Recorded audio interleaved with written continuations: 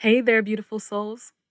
Welcome to InnerViews, the podcast where we dive deep into the realms of therapy, healing, and intentional living. I'm your guide on this adventure, Ivory. Are you ready to embark on a transformative journey with me? Whether you're navigating the complexities of trauma, embracing intentional parenting, or seeking self-help strategies, this podcast is your sanctuary. InnerViews is not just a podcast, it's a community, a safe space where stories unfold and healing takes center stage. Your story matters. And here, courageous storytelling is the heartbeat of our existence.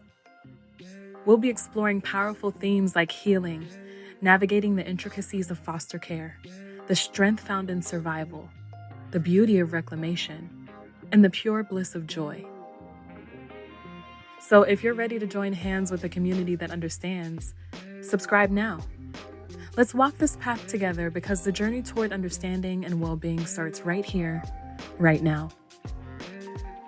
Welcome to InnerViews, where every step is a celebration of your resilience and a testament to the incredible strength within you. Let's make this journey unforgettable.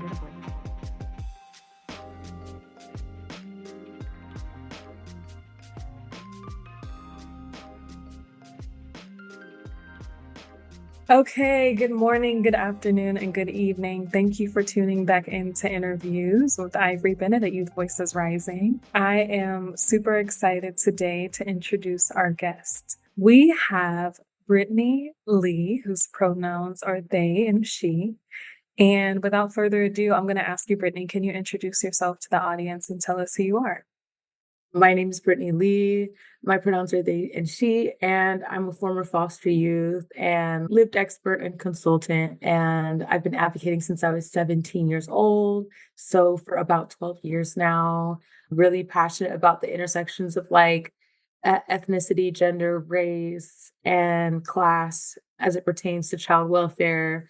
And I'm on Duwamish land, well, Puyallup land, south of Seattle, which is Duwamish land, where I live, work, and play. And here I work at Amara, a nonprofit agency where I'm a kinship care specialist, getting resources and supports to kinship caregivers. Thank you so much. So we have some numbers in common. I also spent 17 years in foster care, and I distinctly remember you saying that in our second webinar of the year. And so I just think that's really, really cool. Yeah, Also, that's a lot of time. it Two is. decades, 2 whole decades. We have Mhm. a wealth of experience. So if you're interested in working with Brittney, please, please, please do reach out to her. We'll have her contact information in the show notes. And so you kind of already shared a little bit, but can you potentially elaborate on your experience with the child welfare system and kind of what you seek to do? Like, why do you speak up? Why do you share your story? Yeah, so I feel for you because I sympathize, yeah, with 17 years of lived experience. I entered with an older brother, fully biological sibling, and we together lived with a plethora of former foster youth of all races, ages, and shapes and sizes. And I've come out of foster care with about 22 siblings between biological, chosen, and adopted family. And I'm almost the oldest of all of them. So I just have a huge heart for young people, especially people with lived experience. And especially being a super intersectional person myself, like I'm Black. I'm a Black woman who's also non-binary, who's queer, who didn't grow up with, deep pockets whatsoever, of course, being in foster care and a lot of other intersectional experiences. As soon as I learned when I was like 16 or 17 that advocacy was a thing and that was an option that was brought to me for the first time, I was instantly interested and I fell in love with it. There's something really special about working with other lived experts because it is such a unique experience to be system involved, especially in the US. And it feels less lonely. It's healing. There's so many benefits to the advocacy. And so that's a huge reason why I've stayed and why I've kept doing what I'm doing, because meeting other lived experts like yourself and everyone that I know, they're just powerhouses. They're inspirational. They're some of the most big hearted, beautiful people I know inside and out. So that's always been a huge drive. And then just always being an advocate for people's inner child in my personal life, in my career work, and in general. Like, I just want to be the person like I needed when I was younger. So that's kind of like why I advocate and have kept Oh, advocating. so much yes. Like also just poetic phrasing, like beautiful big hearted people, because that really captures in my job most of the people that I get to encounter and experience in terms of lived experience, just beautiful big hearts and 22 siblings. First of all, that's a lot. Yeah. Like, and to be like the big sister of them all, woo, hats off to you. I I have two younger siblings, and it is a big responsibility to hold, especially with the disenfranchisement of having systems involvement in feeling that in your relationship, kind of in the obligations you might feel towards your siblings and towards your loved ones overall. I did have a question that I wanted to ask you, though. Well, two rather. So, did you spend all of your time in child welfare in the state of Washington? Yes. Yeah. So my experience was all in one county, I guess, luckily enough, because obviously it's not fun to have like a full transition where you're leaving not just a state, but a whole culture. And so, yeah, I entered at the age of 2 in 1996, which in this area here in Tacoma, it's south of Seattle at the time, was like a lot of the states really was a target of like the war on drugs, or really like the war on people enacted by Ronald Reagan. So I was definitely a direct product of that. And I was always in foster home placements. Like, I never had the quality residential treatment placement or the group home experience. My files say from like 2 to 4, I had a couple failed adoptions, or like adoptions that got started and then didn't get completed, which I don't remember at all because I was very young. Right, right. Um, and then my experience kind of ended where, like, the last foster home that I was in my county, I was 17 when I got to them. Really finished out my foster care experience really strong. Like, I fell in love with them, they fell in love with me, and they were the most healthiest one of the healthiest households I'd ever experienced or even had an example of. Two-parent home, loving father, loving mother, strong community around them. Their family was very involved and very family-oriented people. I had about 10 years after aging out, or since 17, to get to know them. And then about 2 years ago, I got adult adopted by them. So I have experience with that adult adoption piece too, which I know is not super common, especially because in a lot of states it's not even legal, or there's a lot of loopholes around it. But that's like kind of what my experience looked like. I also feel lucky in comparison to some of my foster brothers and sisters and siblings that I didn't jump around schools a lot either. I was in one school from K through 5th grade, switched a little bit into 6th grade to a new district, and was there through that time. But That is, first of all, I'm happy for you because, like, firstly, the adult adoption made me super excited. Please write about that. I would love to read that yeah. story. That would be a really, really cool piece to share with people because it's also not something that you hear of commonly, especially with someone who has experienced the child welfare system as long as you did. But also, what brings me joy is that you got to have a lot more consistency than a lot of other people and a lot of other stories that I've come across. And I think when we talk about the long term, quote unquote, success for lack thereof, I don't like that wording because it's so loaded. Like, what does it really mean to be successful? Who's defining that, you know? And are we critically examining how we're using that in the context in which it's being used? But for lack of a better words, when we look at those who are able to successfully live independent lives that are fulfilling and have somewhat a semblance of joy, I feel that it's often linked back to those who had either consistent educational experiences or more consistent home family life experiences. And so it's really, really beautiful to hear you share that. I'm not negating how difficult being child in child welfare is, no matter what, because being removed from your family for whatever reason is always going to be innately traumatic, in my opinion. And you said something earlier that reminds me of a quote that I really, really, truly believe and live by. And I'm sure some people will be mad at me for saying it, but I believe it was Audre Lorde who said, "Your silence will not protect you." And Mm, so I think by telling our stories, like you said, it is a healing thing. It is an opportunity not only for us to heal as individuals, but for us to bring a brighter light to the issues of child welfare and make it better and heal it, for better words, for those who have to experience it in the future. So again, just thank you for being here. Thank you for being open. I really do appreciate your storytelling. And I hope this is the first of many with YVR and FMC that you come and you share your story and tell it with us. So I'm going to ask you a few questions, if that's okay with you. So we're here to advocate through sharing our stories and through sharing our opinions as to how we think the child welfare system could be better. So are there any specific measures or programs or actions that you believe would be crucial in taking a restorative justice approach to making the child welfare system a safer, healthier place for youth and families? Yeah. Hmm. That's a great question.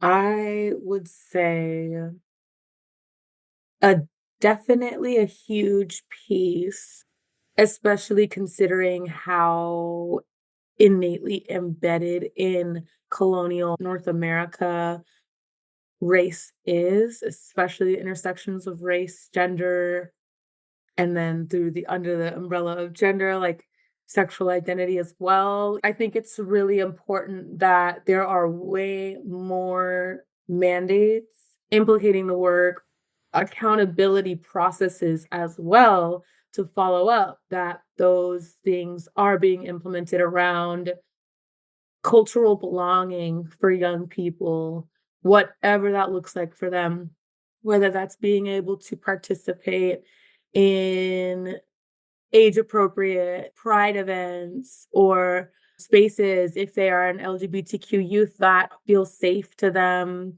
that feel inclusive, or like youth being able to practice or explore or not explore and have the choice to explore different religions and spiritualities that they're connected to. Of course, race and ethnicity, like those spaces, like cultural centers in their community if they exist, or online if they don't. Different spaces that are actively sought out for young people that enter the system in any capacity is vital and so needed. I feel like I don't know a single person, even amongst the most like on paper privileged person, that didn't suffer from one or another of those types of things because it's just not mandated. It's like a last thought.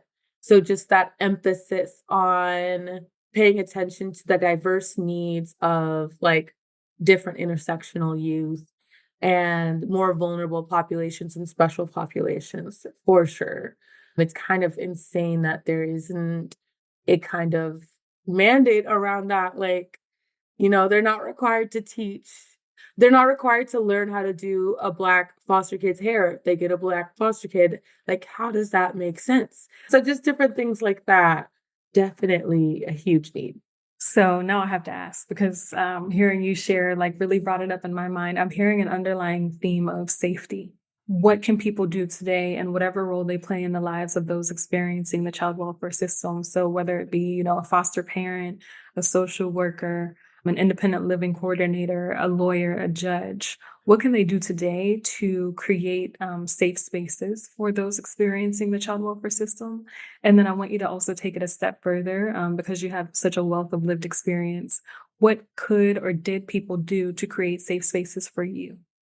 I would say definitely any space to prioritize peer relationships. So that's something I both lacked so noticeably paid attention to the few times I was able to get opportunities to actually spend time with peers. In my state, at least, and I'm sure most others, there's a lot of regulations around sleepovers and what homes the youth goes into while they are a ward of the state. So, like, I K through 11th grade, I would say. It wasn't until my senior year that I even had a friend over for the first time in my entire life. For all my foster siblings, that was true. We just weren't allowed to have friends over, at least in the homes that I was in. We weren't allowed to go to anybody's house, not even for a play date or a park day, nothing like that. So I just totally lacked that whole experience of ever hanging out with peers outside of school that wasn't daycare or like some form of formal childcare. I would say one thing that I felt took away from my sense of belonging. And then prioritizing relationships with family was another thing that I just didn't get, except for the sibling that was already in foster care with me. The first and only time we were separated since entering together was when I was 16 and he was 17. We were separated for the first time. But luckily, the McKinney-Vento Act made it so that at least we could still go to the same school. So that was good that that was a result of that, because it would have been devastating to have been completely separated from this sibling, because we were very close and that bond was vital to my mental health. In every home I was in, whatever religion they had was mine. I didn't have a choice. So having a choice, knowing that it is my right, legal right, and option to explore something outside of what they practice would have made me feel more comfortable.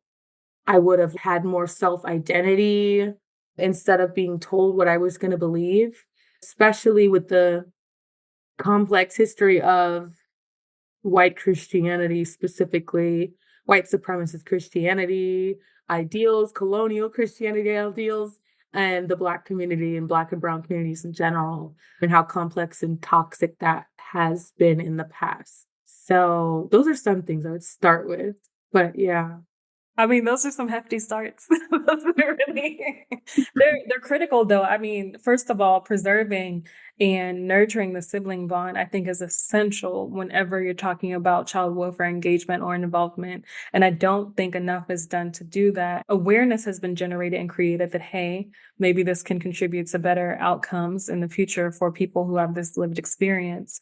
But more needs to be done to protect sibling relationships. But also, you mentioned a very beautiful thing that a lot of people also forget in the equation is preserving family relationships and or giving the skills and the tools to nurture family relationships regardless of who has guardianship or not, but making sure that foster youth are connected to their biological family if that's what they desire and if that's healthy and safe, then doing everything that they can to protect that and nurture those relationships, I think is super critical. But you started going down a path that I would like to explore a little bit more. And this is where our audience might get uncomfortable, but oh well, they tuned in and this is what we do. We talk about uncomfortable things. And so some might think that we're in a post-racial society. And, Mhm. what does racism have to do with anything? There's a really beautiful quote that I love: liberation for one is liberation for all. Right. Mhm. So when we think about the impact of racism systemically, institutionally in the child welfare system, when we link it back to chattel slavery, when we link it back to just all of the oppressive eras in the United States history and American history, it's not good. And Mhm. there are clear connections between our institution, even, and how we treat Black and Brown people who happen to be disproportionately represented in the child welfare system as well. So, Mhm. can you share with our audience your perspective and your opinions and your lived experiences on the impact of racism in the child welfare system? And what can we, if anything, do to begin to address it, unpack it, reverse it, restoratively just it, if you will? Yeah, that's another great big question, which I love. I would say personally, especially after like 12 years of advocacy and constantly seeking out, not just in formal institutions like college, but in general, I've always sought out workshops, trainings, and gone to many states for conferences on different topics that have expanded my knowledge of like child and family trauma in general. I would say I am absolutely at this point all for abolition. I know that it's not a like, that is a big thing for some people to hear.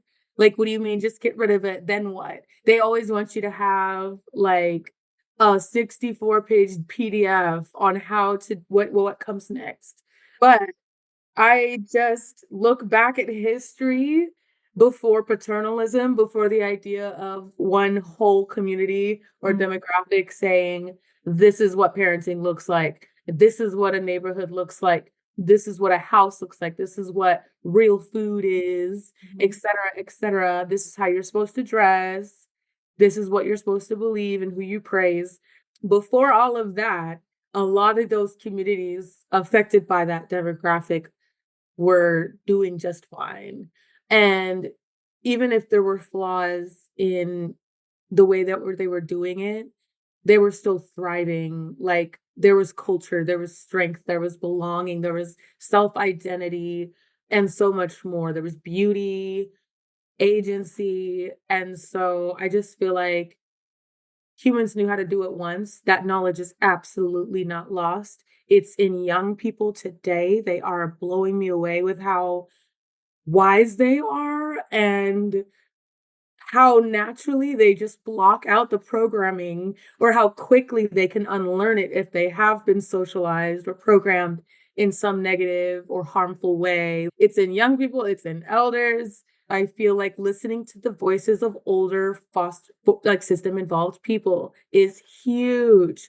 If you've ever heard the story of anyone who has experience or has a grandma or a parent who had the experience of being in a boarding school, my adoptive dad is Black and Native, and his mom experienced that firsthand. His grandma experienced that firsthand. And those stories are powerful. There's so many lessons in them. So just starting by listening to older youth is like huge, I think. Starting by listening to young people, addressing ageism is a part of that for sure, too. And acknowledging the nuances of like generational differences. But yeah, I am a huge abolitionist. I think that the systems, and I've said this in our last panel, are working exactly as they were designed, which is not a good thing because they're not doing well. Nobody, I heard someone say one time, the day a family in crisis seeks out foster care, seeks out a system that they trust, that my kid's going to be okay. I'm going to be able to take the time I need to rebuild my home, whatever it may be, whether they need to separate or they're going to come in and get that support while the kiddo is safe, if that's the safe and healthy option and child-centered option, then that will be the day foster care is something to like commend. Right now, nobody seeks out foster. Nobody wants a call from CPS. It's actively a traumatic and scary and hard thing that causes PTSD and has for decades, or as long as it's been around, as long as systems like CPS, the removal of children have been around, it's always been inherently traumatic. So I don't think there's any repairing systems rooted in that. So I believe the same way that people are shouting from the rooftops and have forever that the only way to fix global warming is to give land back. I think this the only way to fix this problem of like child and family trauma and community like crisis is to give it back to the people, to focus back on the people, focus intensely and desperately all the finances, all the resources, which the earth is abundant in, inherently back to communities and support. So I think that's where I would start. Yeah. I want to throw this perspective out there. I believe in the last 4 to 6 weeks, don't quote me on that, there was a woman who actually, it's a Black woman, a young Black woman. I want to say she's no more than 20 or 30 something years old.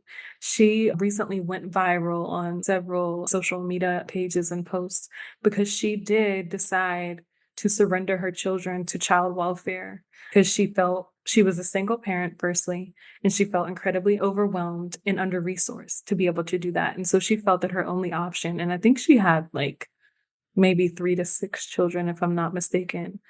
She felt her only option was to give them to foster care, as she said. And so I agree with you in terms of being an abolitionist and that we don't need the child welfare system. Rather, we need community-based supports. And so what kind of world of a difference would it have made in the life of that woman particularly? And I hope she ultimately gets her children back. If instead of having to surrender them to foster care for their safety and well-being, which we know as people who experience the child welfare system is not always guaranteed and is not likely to happen, if 100% of the time, even a small percentage of the time, what kind of difference would it have made if she knew that, oh, I can go to this place to get quality housing? Or, oh, I Mhm, can go to this place to get healthy food options. Or I mhm, can go to this place to get care for my children while I work to provide for them. And so that's what abolitionist of the child welfare system looks like. It looks like taking away, punishing parents for being poor, punishing people for experiencing poverty, and mhm, replacing that with tangible, accessible, healthy, mhm. justice centered resources. I feel like for sure, I don't think there's ever going to be a world where something like adoption systems, foster systems, or rehabilitation systems are for young people of all ages, like 0 to 21, are not a thing. There will always be some severe or intense situations where for the child's well-being, there might need to be that temporary removal, but that should never be 17 years long. That's ridiculous. Just even more efforts towards kinship care, like which has historically been something that a lot of indigenous cultures globally and Black and Brown communities do inherently have multi-generational homes, etc., to support each other, are more neighborly and whatnot. Like those are the solutions that I think we should be focusing more on. And that doesn't mean instantly paying less attention to foster care because that's where more neglect and lack of implementation of positive policy happens. It's more, yeah, it's not like closing that road, it's opening more so that there are more options for people.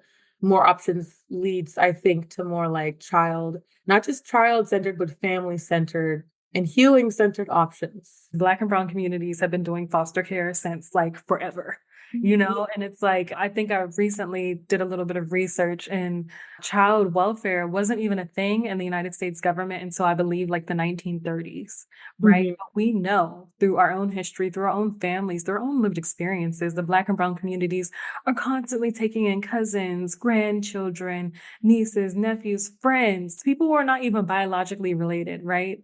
But yes, just frankly, Black and brown communities know how to give each other what they need and know how to support one another in times like that. So we're not new to this, we're true to this. And we can definitely have a world, have a society, have countries where people, when given the resources, can take care of one another. So I always wrap up my calls with lived experience experts with kind of like three main questions. Okay. Are you ready for that? let's go. Mhm. Okay, so what changes do you hope to see in the child welfare system in your lifetime, Brittney? Ooh, I like that one. Hmm. I would love to see, like I just said, an emphasis on kinship care once again. And it's such a big issue because children are, of course, ingrained in our society. They're our young humans, but schools, I think, need to have a shift. But that's like a whole other thing. But like in my radicalist dreams, my wildest dreams, schools do become more like family. I my wildest dreams is like classes taught by aunts and uncles, by people's like loved ones, and somebody that feels like a trusted adult. It's something I've noticed in a lot of indigenous communities globally. It might not even be blood, but that's your mom's longtime best friend, then that's your auntie. If that's your dad's longtime best friend, then that's your uncle. I would love not just for that feeling, but for that village feel, like that really, for that to be in anywhere where children exist solely. So like daycares, childcare, any facility that works with young people to feel more like hiring with intent, applying with intent, applying with love, and not because of survival, but because you want to do the role. And it's going to be something that can support your day to day as well. I feel like we're in a place for survival, from survival. This idea of scarcity is no longer. And instead, we're shifting to an abundance mindset that also like for foster youth aging out, that if one of us gets an opportunity or one of us gets some type of benefit or aid, that's a win for all of us, not just them. People are reaching plateaus and stopping, putting the ladder down for others to come up with them. More shared community, more love. I know that may sound cliche, but like that is the root of all things healing. And I feel like we're in a very fear-based society. So I'm getting more into the spirituality of it. But yeah. Well, thank you for sharing. And you kind of already started this, but overall, what advice do you have for people with lived experience in general? Mm.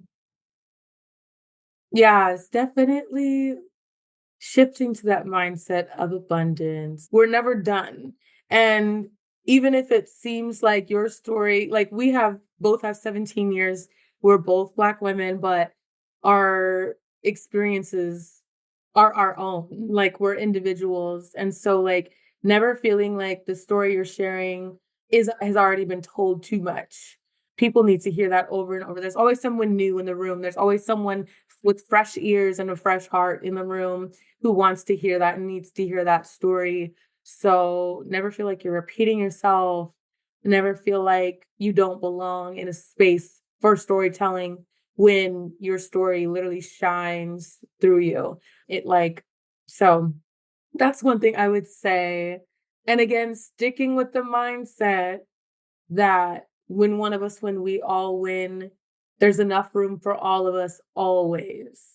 Yeah, this space is infinite for advocacy. And I mean, there's 400,000 plus foster kids currently in our nation, and they need all the voices they can get. So just remembering that, but then also remembering you're more than your experience at the same time. Somehow, right? But It's yeah. complex, but it's Mhm. real, it's layered, it's nuanced like that. So For great sure. advice. Okay, our final question. Brittney, tell me, who are you without the trauma of child welfare? Oh, I like that. It's funny. I just touched on that. Outside of all of that, I love about myself that there are things I got from my birth mom specifically that I didn't need visual examples because I grew up not knowing my birth mom. I grew up not having a picture, not having visits, none of that. I didn't meet her till I was 16. And I think the biggest thing that stands out, and I was just telling my best friends this the other day, is like we have the same humor. We'll see something and cackle the same way at the same time, the same loudness.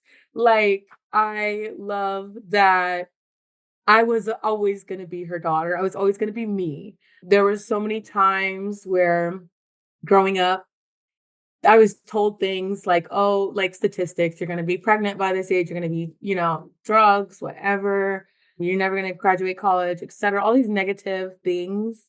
And I am my ancestors' descendant. I'll just say that. That's who I am outside of all of this. And I'm happy for that because it shows that like I was always me and like I wouldn't have changed my experience for anything because I became who I was supposed to be. I'm a reader. I do beadwork. I'm an author. I'm a writer. I'm a big sister. I'm a big sibling. I'm a mentor. Yeah, those are some of my favorite things about me. And I would have been that with or without this foster care experience.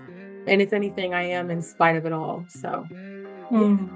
How beautiful. Thank you for being here. And Thank thank you for you. sharing your story. And I hope this is just the beginning of you working alongside us to advocate through sharing your different stories. And thank you all for listening today. We hope that you tune back soon.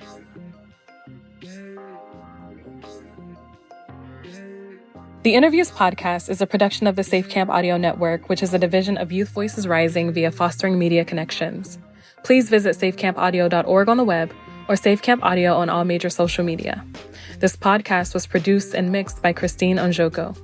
If you enjoyed this episode, we'd love it if you consider sharing, subscribing, and or giving us a 5-star rating on Apple, Spotify, or wherever you download your podcast.